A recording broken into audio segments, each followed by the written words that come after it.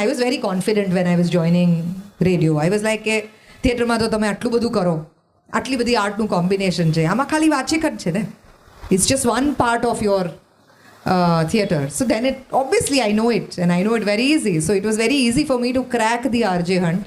કારણ કે મેં 7,000 લોકોએ પાર્ટિસિપેટ કરેલું and without and I got through it effortless and that gave me a lot of over confidence कि आ तो दिस इज लाइक बाएं हाथ का खेल, बिकॉज ये तो अपन वैसे भी बचपन से करते आए हैं, तो इसमें कौन सी बड़ी बात है. But then when I started doing radio I realize that I was a disaster. I was such a that disaster. कारण के मारा शब्दों, मारा विचारो, मारू एडिटिंग, मारी स्क्रिप्ट અને હું પોતે જેની અંદર રોજ 15 લાખ લોકોને રસ પડવો જોઈએ.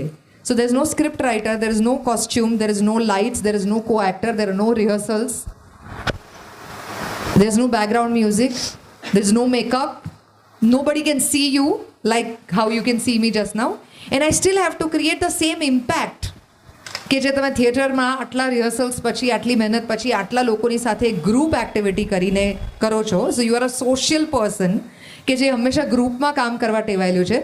Suddenly you are put in to a studio કે જેની અંદર એક માઇક છે ને તમે છો, અને જે પણ વ્યક્તિ તમને સાંભળે છે એને ઓબ્વિયસલી એવું લાગશે કે you have gone cuckoo in the head, કારણ કે તમે એકલા બોલો છો અને તમે એકલા એવી રીતે બોલો છો કે તમે એવું અઝ્યુમ કરો છો કે 15 લાખ લોકો અત્યારે એકચ્યુઅલી તમારી સામે છે, પણ ફેક્ચ્યુઅલી છે નહીં. So am I a sane person or am I an insane person? Because for past 16 years I am actually talking to all of you, but I am actually talking to nobody, assuming that everybody thinks that what I am saying is important. પણ હું જે મીડિયમમાં કામ કરું છું એ medium એ તમારું most last priority medium છે. અત્યારે તમે, હું મંચ ઉપર છું, તમે ઓડિયન્સમાં છો, તમારા બધાની આંખો મારા તરફ છે, તમે મારી વાત સાંભળી રહ્યા છો. રેડિયો ચાલે છે ત્યારે તમે શું કરતા હો છો ideally? Think about it.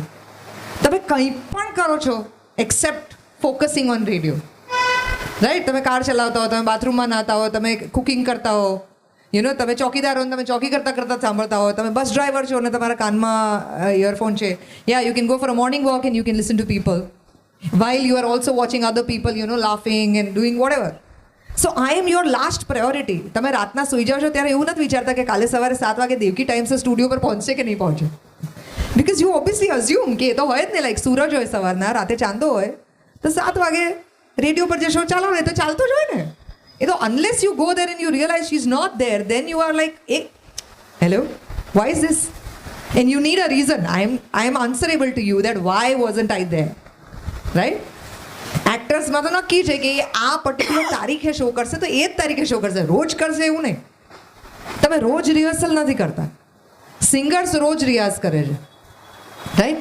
Actors કેમ રોજ રિયાઝ નથી કરતા? કરવો જોઈએ ને. This art needs practice as much as any other art. So all these learnings I realized that while I was thinking that I wanted to be an actor, મને એવું હતું કે યાર કેટલી બધી મજા આવશે બીજા બધા લોકો જેવું જીવવાની.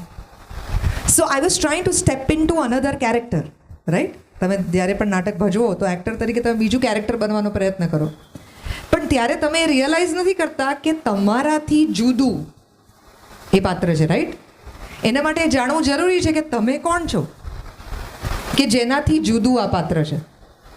એવા બહુ બધા એક્ટર્સ છે કે જેની અંદર એવું કહેવાય છે કે આ તમારા બધા ભજવેલા પાત્રો એક સરખા જ લાગે છે, બિકોઝ આઈડિયલી તમે જ એ બધા પાત્રોની અંદર દેખાવ છો, એ પાત્રો તમારી અંદર નથી દેખાતા.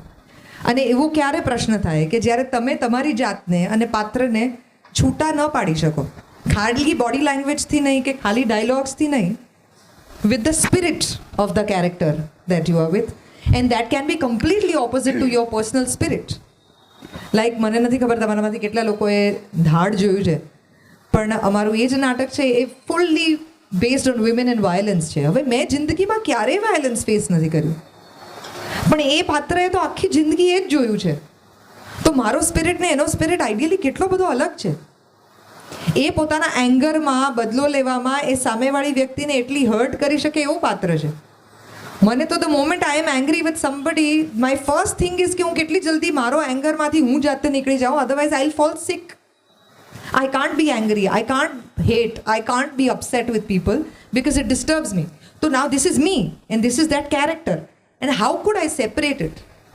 હું સેપરેટ ત્યારે કરી શકી જ્યારે મેં 15 વર્ષ રેડિયો કર્યો ને તો મને રોજ મારી જાતને સવાલ પૂછવાની ફરજ પડી કે રોજ જ 15 લાખ લોકો દેવકી પાસેથી જાણવા માંગે છે કે દેવકીનો ઓપિનિયન શું છે.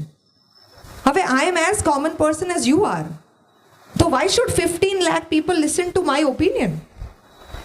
How am I different? I was 20 years old when I started doing radio. So what is the difference? કે લોકો મારી વાત સાંભળવા માંગે છે અને તારી વાત નથી સાંભળવા માંગતા. One, that I have the opportunity. You don't have it. But if I have the opportunity, then what am I saying? So that the person will come back to listen to me.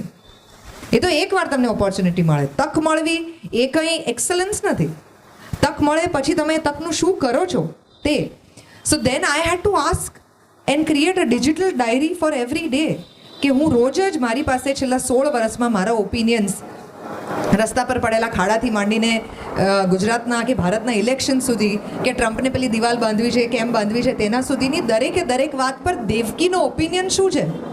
અને એ opinion ટ્વિટરનો opinion નથી, ઇન્સ્ટાગ્રામનો opinion નથી, ન્યૂઝપેપરનો opinion નથી, ટીવીનો opinion નથી, mobile ફોનનો opinion નથી, વોટ્સએપનો opinion નથી. દેવકીનો individual opinion છે જે સાંભળીને તમને ઓટોમેટિકલી એવું લાગે કે હા આ તો દેવકી જ કહે.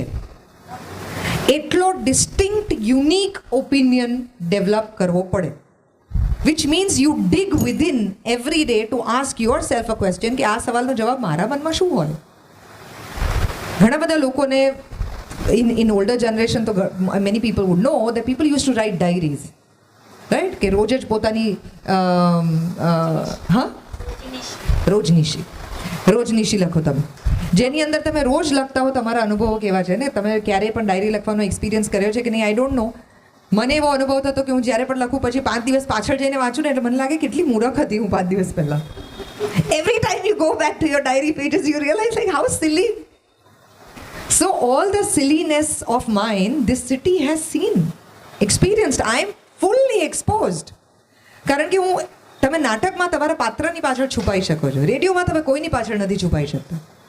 365 દિવસ રોજ જ દિવસમાં 40 વાર તમારે તમારો ઓપિનિયન આપવાનો છે. કોણ તમને એવો બોરોડ ઓપિનિયન એટલી વાર આપે?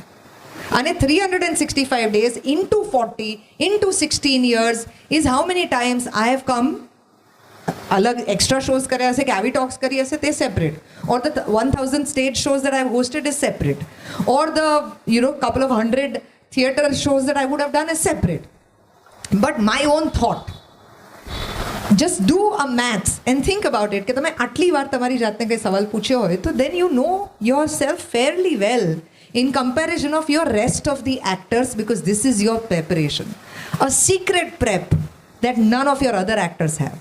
કારણ કે એ લોકોને ઓપોર્ચ્યુનિટી નથી મળી કે એ પ્રેશર સિચ્યુએશનમાં નથી આવ્યા કે એમણે પોતાની જાતને આટલા બધા સવાલ પૂછવા પડે જાતને જાણવા માટે.